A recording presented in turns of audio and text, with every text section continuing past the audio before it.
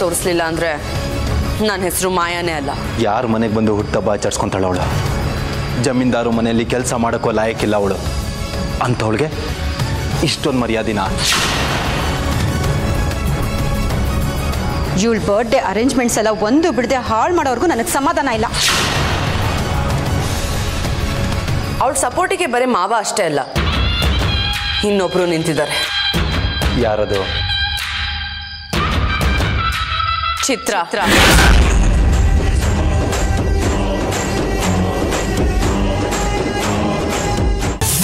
ಹೇಗೆ ವರ್ಕ್ ಆಗುತ್ತೆ ಅದಕ್ಕೆ? ಇದನ್ನ ಆ ಬೆಳ್ಳಿ ಕೈ ಕಟ್ಟಿದ್ರೆ ಸಾಕು. ಅವ್ರು ಹಾಕಿರೋ ಪವರ್ಫುಲ್ ಮಂತ್ರಕ್ಕೆ ಏನೇನಾಗುತ್ತೋ ಗೊತ್ತಿಲ್ಲ. ಒಟ್ನಲ್ಲಿ ಆ ಬೆಳ್ಳಿ ಹತ್ಕೊಂಡು ಮನೆಗೆ ಹೋಗೋದಂತೂ ಗ್ಯಾರಂಟಿ. ಕೊಡಿ ಇಲ್ಲಿ.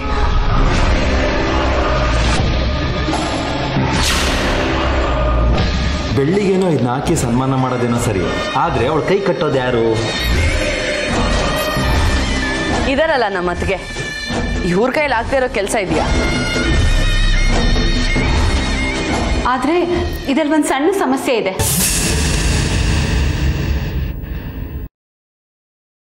ಇದ್ರ ಪವರ್ ಇರೋದು ಒಂದಿನ ಮಾತ್ರ.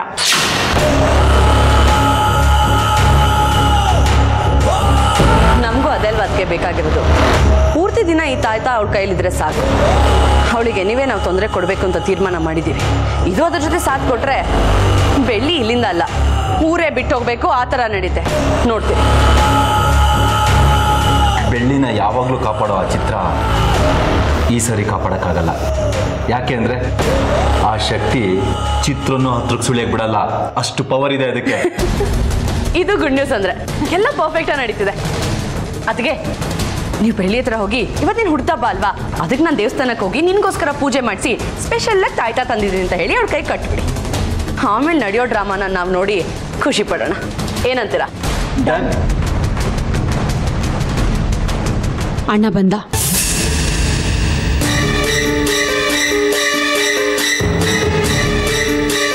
ಮಾಯಾ, ಏನೆಲ್ಲ ಆರಾಮಾಗಿ ನಿಂತಿದ್ದೀರಾ? ಬೆಳ್ಳಿ ಬಂದ್ಲಾ? ಇಲ್ಲ ಮಾವ, ಈ ಖುಷಿನ ಸೆಲೆಬ್ರೇಟ್ ಮಾಡೋದಕ್ಕೆ ಅವಳಿಗೋಸ್ಕರನೇ ಕಾಯ್ತಿದ್ದೀವಿ ಅಲ್ವಾ ಅದಕ್ಕೆ? ಹೌದು ಹೌದಣ್ಣ. ಡೆಕೋರೇಷನ್ ಎಲ್ಲ ತುಂಬಾ ಚೆನ್ನಾಗಿ ಮಾಡಿದ್ದೀರಾ. ಬೆಳ್ಳಿ ವಿಷಯದಲ್ಲಿ ಏನೇ ಅನ್ಕೊಂಡ್ರು ಎಲ್ಲ ಚೆನ್ನಾಗೇ ನಡೆಯುತ್ತೆ. ಯಾಕಂದ್ರೆ ಅವಳು ಮನ್ಸೆ ಅಂತದ್ದು. ಹೆಸರಿಗೆ ಮಾತ್ರ ಬೆಳ್ಳಿ, ಆದ್ರೆ ಅಪ್ಪಟ ಬಂಗಾರ ಅವಳು. ಬಾ ಬೆಳ್ಳಿ, ಹುಟ್ಟುಹಬ್ಬದ ಶುಭಾಶಯಗಳು. ಆ ದೇವ್ರು ನಿನ್ನ 100 ವರ್ಷ ಚೆನ್ನಾಗಿಟ್ಟಿರ್ಲಿ. ಥ್ಯಾಂಕ್ಸ್ ಮಾವ. ಬೆಳ್ಳಿ, ಹುಟ್ಟುಹಬ್ಬದ ಶುಭಾಶಯಗಳು.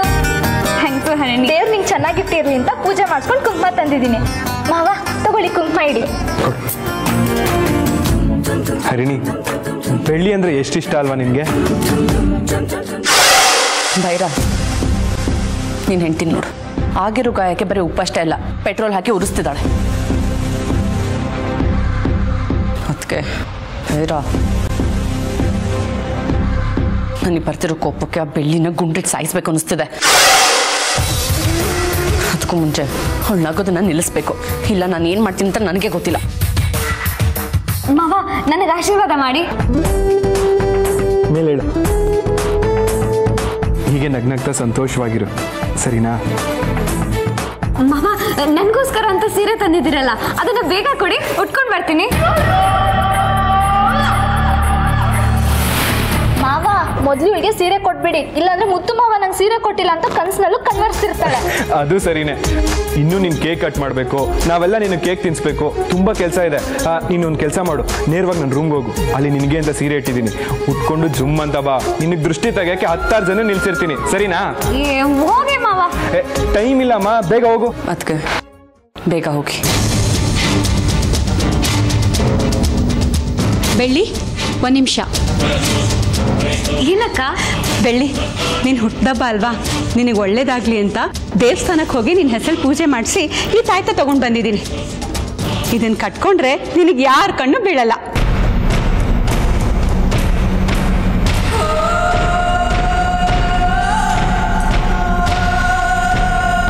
ಅತ್ತೆ, ಬೆಳ್ಳಿ ರೆಡಿಯಾಗಿ ಬರೋಕೆ ಇನ್ನೂ ಟೈಮ್ ಆಗುತ್ತೆ. ಬನ್ನಿ, ನೀವು ಕೂತ್ಕೊಳ್ಳಿ. ಮುತ್ತು, ನೀನು ನಮ್ಮ ಮನೆಗೆ ಬಂದಾಗ ನಾನು ನಿನ್ನನ್ನು ಏನೇನೋ ಬೈದ್ಬಿಟ್ಟೆ. ಆದರೆ ನೀನು ಅದು ಯಾವುದೂ ಮನಸ್ಸಿನಲ್ಲಿ ಇಟ್ಕೊಳ್ದೆ ಬೆಳ್ಳಿ ಹುಟ್ಟದಬ್ಬನ ಇಷ್ಟು ಅದ್ಧೂರಿಯಾಗಿ ಮಾಡ್ತಾ ಇದೀಯಾ. ನಿನಗೇನು ಹೇಳಬೇಕು ಅಂತಾನೆ ಗೊತ್ತಾಗ್ತಿಲ್ಲಪ್ಪ. ಅಯ್ಯೋ ಅತ್ತೆ, ಅದೆಲ್ಲ ಮುಗ್ದೋಗಿರೋ ಕತೆ. ಇವತ್ತು ಬೆಳ್ಳಿ ಹುಡ್ದಬ್ಬ, ನಾವೆಲ್ಲರೂ ಒಳ್ಳೆ ಖುಷಿಯಾಗಿಡಬೇಕು. ಅದನ್ನ ಬಿಟ್ಟು ನೀವೇನೇನೋ ತಲೆಗೆ ಹಾಕೊಂಡಿದ್ದೀರಲ್ಲ.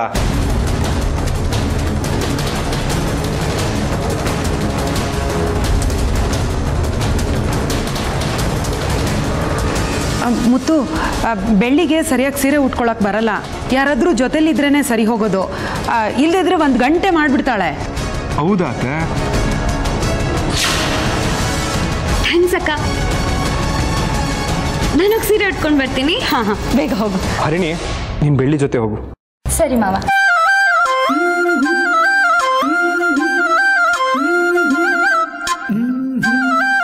ಅತ್ತೆ, ಬೆಳ್ಳಿ ಲಂಗ ದಾವಣಿ ಸೀರೆ ಅಂತಲ್ಲ, ಯಾವ ಡ್ರೆಸ್ ಹಾಕಿದ್ರು ಚೆನ್ನಾಗೇ ಇರ್ತಾಳೆ. ಹೋಗು ಹೋಗು, ಅವಳಿಗಂತ ಇಟ್ಟಿರೋ ಸೀರೆನ ಪೀಸ್ ಮಾಡಿಟ್ಟಿದ್ದೀನಿ. ಅದನ್ನ ಬೆಳ್ಳಿಗೆ ಉಡಿಸ್ತೀಯಾ ಅಂತ ನೀವೇ ಡಿಸೈಡ್ ಮಾಡ್ಕೊಳ್ಳಿ.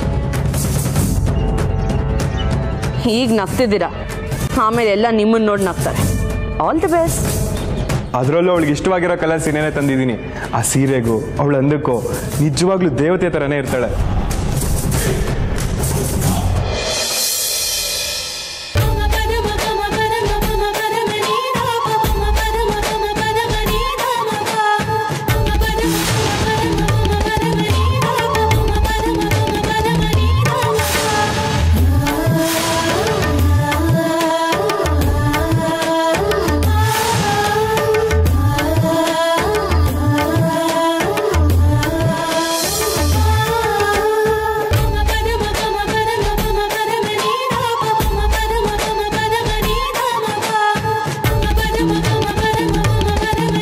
ಸೀರೆಯಿಂದ ನಿನಗಂಧ ಬಂತು ಅಥವಾ ನೀನು ಉಟ್ಕೊಂಡಿರೋದಕ್ಕೆ ಸೀರೆ ಗಂಧ ಬಂತು ಗೊತ್ತಿಲ್ಲ.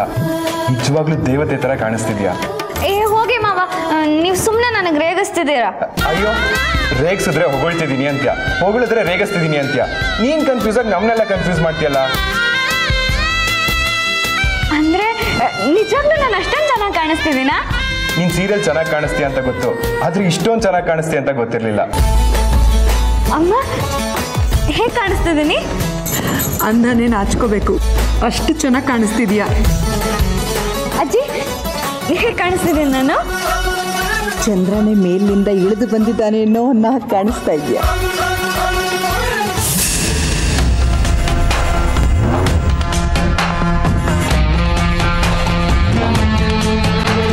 ಬೆಳ್ಳಿ, ಎಲ್ಲ ರೆಡಿ ಇದೆ, ಕೇಕ್ ಕಟ್ ಮಾಡುವಂತೆ ನಡಿ. ಬನ್ನಿ ಅತ್ತೆ. ಒಂದೋದ್ರೆ ಏನಂತೆ, ಇನ್ನೊಂದು ಇದೆಯಲ್ಲ ಭೈರ. ಅದರಲ್ಲಿ ಪಟಾಕಿ ಮದ್ದಿದೆ. ಲೈಟ್ ಹಚ್ಚಿದ ತಕ್ಷಣ ಡಮಾರ್ ಅಂತ ಬಾಂಬ್ ಥರ ಬ್ಲಾಸ್ಟ್ ಆಗುತ್ತೆ. ಮುಖ ಎಲ್ಲ ಸುಟ್ಟು ಹೋಗುತ್ತೆ. ಆಗ ಬೆಳ್ಳಿ ನೋಡಿ ನಾವು ನಗ್ತೀವಿ.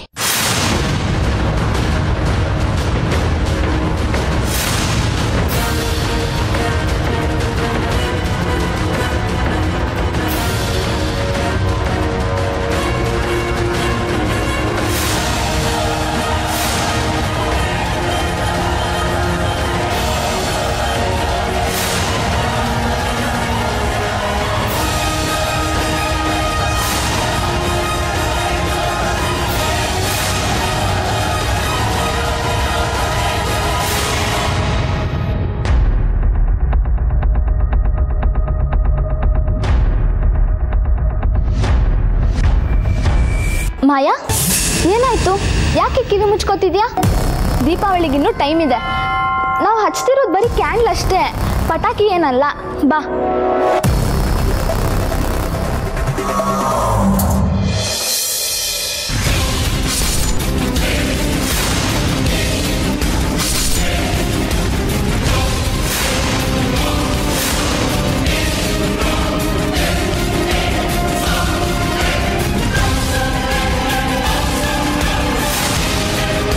ಭೈರ, ನಾನು ಹೇಳಿದ್ದೇನು ನೀನು ಮಾಡಿರೋದೇನು? ಓ, ನೀನು ಹೇಳಿದಾಗೆ ಮಾಡಿದೆ, ಆದರೆ ಏನಾಯ್ತು ಅಂತ ಒಂದು ಗೊತ್ತಾಗ್ತಲ್ಲ.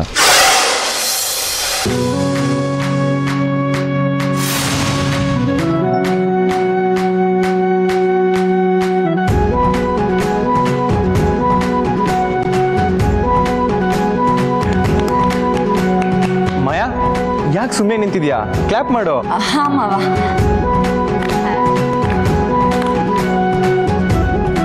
ಮಾಯಾ, ಕ್ಯಾಂಡಲ್ ಬ್ಲಾಸ್ಟ್ ಆಗದೆ ಇದ್ರೇನು, ಬಲೂನಲ್ಲಿ ಸೆಗಣಿ ನೀರು ತುಂಬಿಸಿದ್ದೀನಿ. ಅದು ಹೊಡೆದು ಅವಳ ಮೇಲೆ ಗ್ಯಾರಂಟಿ ನೀರು ಚೆಲ್ಲತ್ತೆ, ನೋಡ್ತಾ ಇರೋ.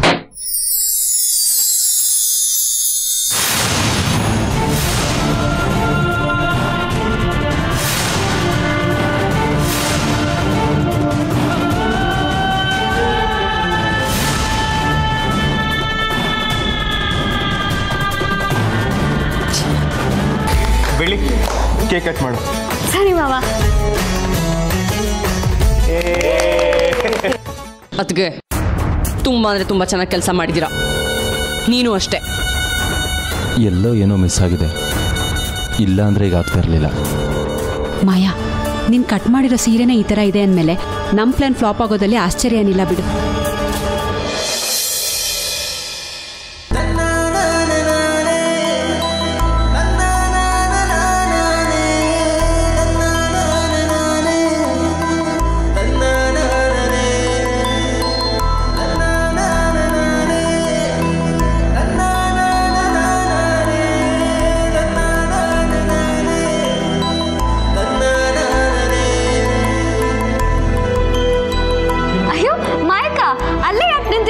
ಬನ್ನಿ ಇಲ್ಲಿ, ಬನ್ನಿ ಇಲ್ಲಿ.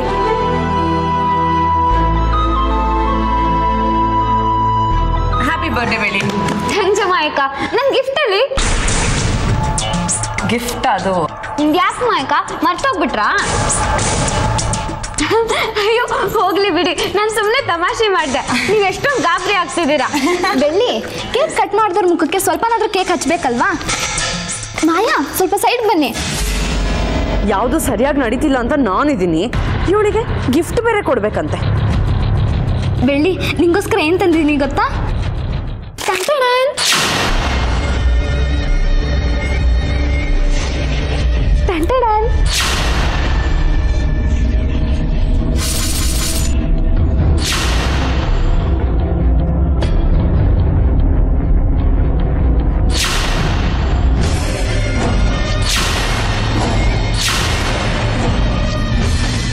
ನೋಡು, ನಿಂಗೋಸ್ಕರ ನಾನೇ ಹೋಗಿ ಕಾಲ್ಗೆಜ್ಜೆಗಳು ತಗೊಬಂದೆ.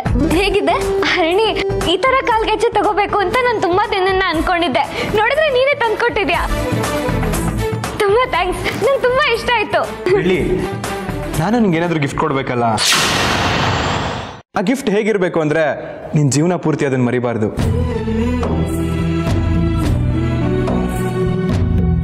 ಮಾಮೂಲಿಯಾಗಿ ಎಲ್ಲರೂ ಹುಟ್ಟುಹಬ್ಬಕ್ಕೆ ಗಿಫ್ಟ್ ಕೊಡ್ತಾರೆ, ಆದ್ರೆ ಇಲ್ಲಿ ನನ್ನ ಹತ್ರ ಏನಿದೆ? ಅಕಸ್ಮಾತ್ ಇಲ್ಲಿಲ್ಲ ಅಂದ್ರೆ ನಾನು ನಿನಗೆ ತರಿಸ್ಕೊಡ್ತೀನಿ. ಸರಿ, ನಿನಗೀಗ ಯಾವ ಗಿಫ್ಟ್ ಬೇಕು ಹೇಳು. ಬೇಗ ಬೇಗ, ಸಂಕೋಚ ಎಲ್ಲ ಪಡ್ಕೊಳ್ಳೋಗಿಲ್ಲ. ನೀನ್ ಯೋಚನೆ ಮಾಡೋದು ನೋಡಿದ್ರೆ ಇಡೀ ಮನೆನೇ ಕೇಳೋ ಆಗಿದ್ಯಾ. ನೀನ್ ಬೇಕು ಅಂದ್ರೂ ಕೊಡಕ್ ತುಂಬಾ ಟೈಮ್ ಆಗುತ್ತೆ, ಯೋಚನೆ ಮಾಡು. ಅಯ್ಯೋ ಹೋಗಿ ಮಾವ, ನನಗೆ ಯಾಕೆ ಈ ಮನೆ?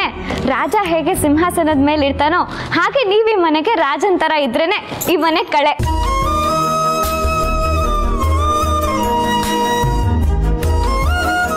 ಸರಿ, ಬೇಗ ಏನ್ ಬೇಕು ಕೇಳು.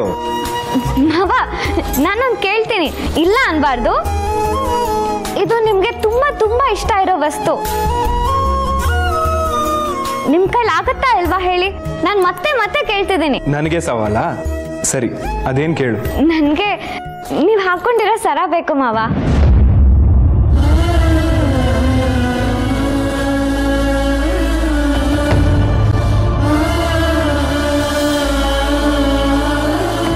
ಚೈನಾ? ನಿಮ್ದು ಚಿತ್ರಕ್ಕನ್ ಫೋಟೋ ಇರೋ ಡಾಲರ್ ಸರ ಇದೆಯಲ್ಲ, ಆ ಸರ ಬೇಕು ಮಾವ.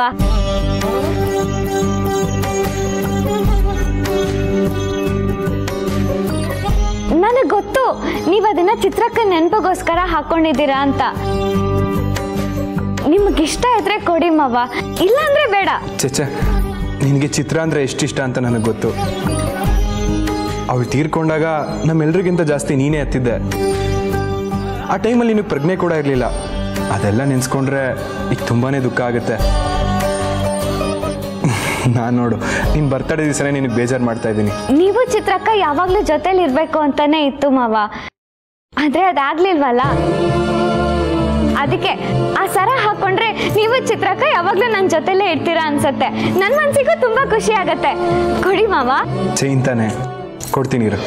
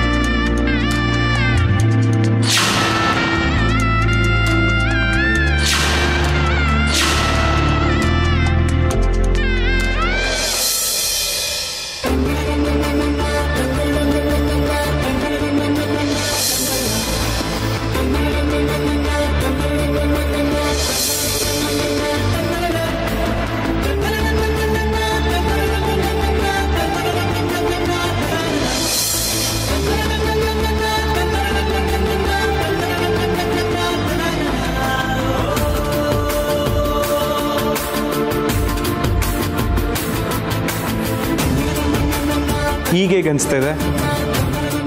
ಚಿತ್ರ ನಿನ್ನ ಜೊತೆನೇ ಇದ್ದಾಳೆ, ಸರಿನಾ? ನೀವ್ ನನ್ನ ಜೊತೆಲೇ ಇರ್ತೀರಾ ಅಂತ ಗೊತ್ತಿತ್ತು ಮಾವ. ಆದ್ರೆ ಈ ಚೈನ್ ಹಾಕಿದ್ಮೇಲೆ ಇನ್ ಮುಂದೆನೂ ಜೊತೆಲಿ ಇರ್ತೀರಾ ಅಂತ ನಂಬಿಕೆ ಬಂತು. ಆಶೀರ್ವಾದ ಮಾಡಿ. ಏಯ್, ಉಳ್ದಿರೋ ಕೋಟನೆಲ್ಲ ಇವತ್ತೇ ಮುಗಿಸ್ಕೋಬೇಡ, ನಾಳೆಗೂ ಸ್ವಲ್ಪ ಉಳಿಸ್ಕೋ. ಅತ್ತೆ, ಮಿಲ್ಲಲ್ಲಿ ಸ್ವಲ್ಪ ಕೆಲಸ ಇದೆ, ನಾನು ಬರ್ತೀನಿ. ಹೋಗೋಕೆ ಮುಂಚೆ ನೀವು ಅಜ್ಜಿ ಊಟ ಮಾಡ್ಕೊಂಡೇ ಹೋಗ್ಬೇಕು. ನೀವು ಊಟ ಮಾಡ್ಕೊಂಡು ಹೋಗಿಲ್ಲ ಅಂದ್ರೆ ನನಗೆ ಬೇಜಾರಾಗುತ್ತೆ, ಸರಿನಾ? ಇಷ್ಟು ಸಣ್ಣ ವಿಷಯಕ್ಕೆ ಬೇಜಾರು ಯಾಕಪ್ಪ ಮಾಡ್ಕೋತೀಯ? ನಾವು ಊಟ ಮಾಡ್ಕೊಂಡೇ ಹೋಗ್ತೀವಿ. ಹೋಗ್ಬಿಟ್ ಬಾ. ಮಾಯಾ, ನಾನು ಸಂಜೆ ಸಿಗ್ತೀನಿ, ಕೆಲಸ ಇದೆ ಸ್ವಲ್ಪ. ಸರಿ ಮಾವ. ಬೆಳ್ಳಿ, ಏನಾದರೂ ಇದ್ರೆ ಕಾಲ್ ಮಾಡು. ಸರಿ ಮಾವ. ಬರ್ತೀನತ್ತೆ.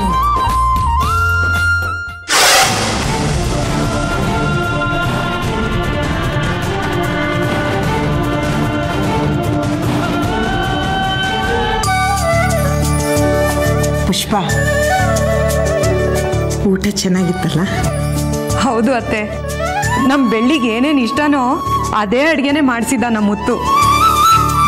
ಅತ್ತೆ, ಮುತ್ತು ನಮ್ಮ ಮನೆಗೆ ಬಂದಾಗ ನಾನು ಅವನಿಗೆ ಬಾಯಿಗೆ ಬಂದಂಗೆ ಅಂದು ಕಳಿಸಿದ್ದೆ. ಆದರೂ ಅವನ ಯಾವುದನ್ನು ಮನಸ್ಸಿನಲ್ಲಿ ಇಟ್ಕೊಳ್ದೆ ಬೆಳ್ಳಿ ಹುಟ್ಟುಹಬ್ಬಕ್ಕೋಸ್ಕರ ಎಷ್ಟೆಲ್ಲ ಖರ್ಚು ಮಾಡಿದ್ದಾನೆ ನೋಡಿ. ನಮ್ಮ ಬೆಳ್ಳಿ ಕಂಡ್ರೆ ನಮ್ಮ ಮುತ್ತುಗೆ ಪ್ರೀತಿ ಅಕ್ಕರೆ ಇರೋದು ಇವತ್ತಿಂದಲ್ಲ, ಯಾವತ್ತಿಗೂ ಇದ್ದೇ ಇರುತ್ತೆ ಅಲ್ವಾ ಅತ್ತೆ? ಹೌದು ಪುಷ್ಪ, ನೀನು ಹೇಳೋದು ನಿಜನೇ. ಬೆಳ್ಳಿ ಏನು ಕಡಿಮೆ ನೋಡಿ. ಮುತ್ತು ಮಾವ ಊಟ ಮಾಡಿಲ್ಲ ಅಂತ ಅವನು ಕ್ಯಾರಿಯರ್ ತಗೊಂಡು ಹೊಟ್ಟೆ ಹೋದ್ಲು ನಮ್ಮನ್ನೆಲ್ಲ ಬಿಟ್ಟು. ಅದಕ್ಕೆ ನನಗೆ ಗೊತ್ತಿರೋರೊಬ್ರಿಗೆ ಸೂಪರಾಗಿ ಲಾಟ್ರಿ ಹೊಡೆದಿದೆ. ಹಗಲು ರಾತ್ರಿ ಅಂತ ಏನು ನೋಡದೆ ದಿನ ಪೂರ್ತಿ ಕೂಲಿಂಗ್ ಗ್ಲಾಸ್ ಹಾಕೊಂಡೇ ಓಡಾಡ್ತಿರ್ತಾರೆ. ಹೌದಾ ಮಾಯಾ? ಯಾರದು? ನೀವಾಗ ಗಾದೆ ಮಾತು ಕೇಳಿಲ್ವಾ? ಅದಕ್ಕೆ ಅಲ್ಪನಿಗೆ ಐಶ್ವರ್ಯ ಬಂದ್ರೆ ಮಧ್ಯರಾತ್ರಿಲಿ ಕೊಡೆ ಹಿಡ್ಕೊಂಡ್ರಂತೆ. ಇವರು ಸ್ವಲ್ಪ ಅದೇ ಕ್ಯಾಟಗರಿಗೆ ಸೇರ್ತವ್ರೆ. ಮೌನ ಮರ್ಯಾದೆ ಅಂತೂ ಇಲ್ಲ. ದಿನ ಬೆಳಿಗ್ಗೆ ಆದ್ರೆ ಮನೆಗೆ ಬಂದು ಭಿಕ್ಷೆ ಬೇಡೋದನ್ನಂತೂ ಬಿಟ್ಟಿಲ್ಲ.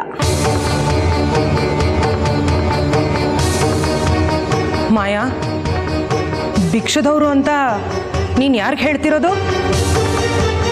ನಾನು ಯಾರಿಗೋ ಹೇಳಿದ್ದು ನಿಮಗೆ ಫೀಲ್ ಆಯ್ತು ಅಂದ್ರೆ ಮೋಸ್ಟ್ಲಿ ನೀವು ಭಿಕ್ಷುಕರೇ ಇರಬೇಕು. ಜಾಸ್ತಿ ಮಾತಾಡಿದ್ರೆ ಚಪ್ಲಿ ಕಿತ್ತು ಹೋಗತ್ತೆ.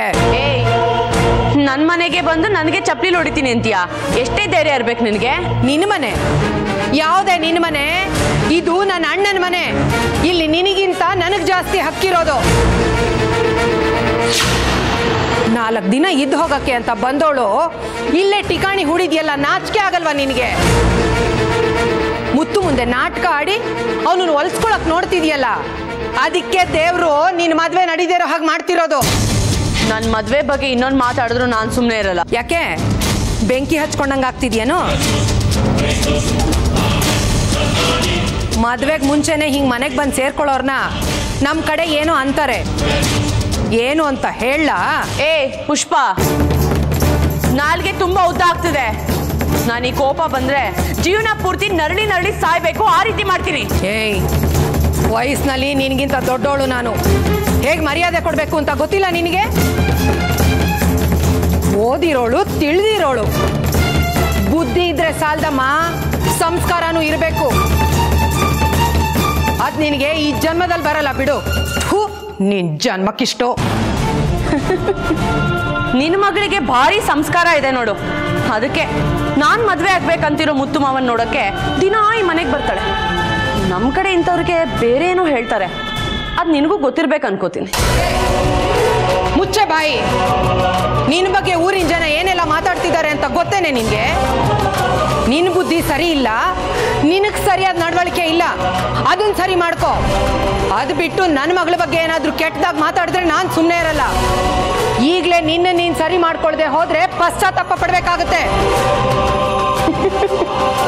ಊರಿನ ಜನ 1000 ಮಾತಾಡ್ತಾರೆ, ನಾನು ಅದಕ್ಕೆಲ್ಲ ಕೇರೆ ಮಾಡಲ್ಲ.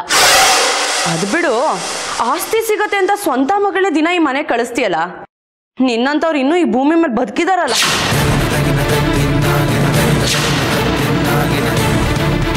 ಈ ಆಸ್ತಿ ಅಂತ ತಗೊಂಡೋಗಿ ಯಾವ್ದಾದ್ರು ಹೆಣದ ಮೇಲೆ ಹಾಕೋ. ಈ ಆಸ್ತಿನಲ್ಲಿ ಪಾಲ್ ಬೇಕೇ ಬೇಕು ಅಂತಿದ್ರೆ ಅದಕ್ಕೆ ಗಲಾಟೆ ಮಾಡೋ ಅವಶ್ಯಕತೆ ಇಲ್ಲ.